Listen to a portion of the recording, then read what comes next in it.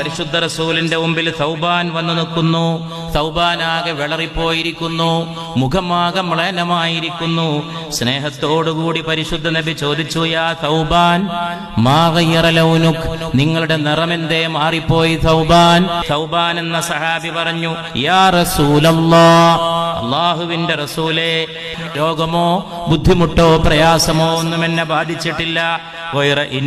വലിയ ഒരു വിഷയമൊഴികെ, ആ വിഷയമാണ് എന്നെ ബാധിച്ചത്. അതിന്റെ സങ്കടത്തിൽ ഞാൻ കിടന്ന് പ്രയാസപ്പെടുകയാണ്. അങ്ങയെ കാണാതിരിക്കുമ്പോ അങ്ങയെ കാണാനുള്ള മോഹം എന്റെ ഹൃദയത്തിൽ തിടുക്കമായി വരികയാണ്. ഇവിടുന്ന് പോയാൽ അങ്ങയെ കാണാൻ വേണ്ടും വല്ലാത്ത മോഹം വരികയാണ്. വല്ലാത്ത മനപ്രയാസം ഞാൻ അനുഭവിക്കുകയാണ്. വല്ലാത്ത ഏകാന്തതയും വിജനതയും എന്നെ അലട്ടുകയാണ് അങ്ങയെ കാണാതിരുന്നാൽ. ഹത്താ അൽഖാക, കാണുന്നവരെ ആ പ്രയാസമാണ്, കണ്ടാൽ മാത്രമേ അത് നീങ്ങൂ.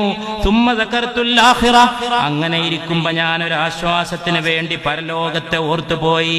വഅഖാഫു അല്ലാ അറാക ഹുനാക, പരലോകത്തും അങ്ങയെ കാണാതെ പോകുമോ എന്ന് ഞാൻ ഭയപ്പെടുകയാണ്.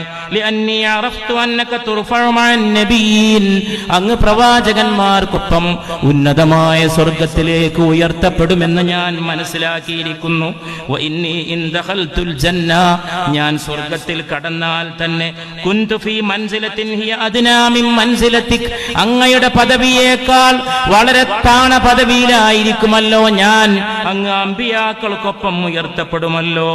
വഇൻ ലം അദ്ഖുൽ, ഞാൻ അങ്ങാനും സ്വർഗ്ഗത്തിലേക്ക് കടന്നില്ലെങ്കിലോ ഫദാലിക ഹീന ലാ അറാക അബദാ, ഒരിക്കലും അങ്ങയെ കാണാൻ എനിക്ക് കഴിയാതെ വരുമല്ലോ.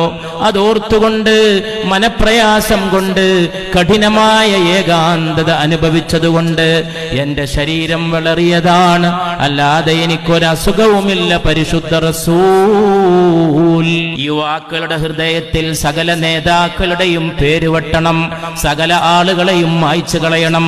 ഒരേ ഒരു വഴികാട്ടി, ഒരേ ഒരു മാർഗദർശി, മുഹമ്മദുൻ മുഹമ്മദുൻ മുഹമ്മദു സല്ലല്ലാഹു അലാ മുഹമ്മദ് സല്ലല്ലാഹു അലൈഹി വസല്ലം.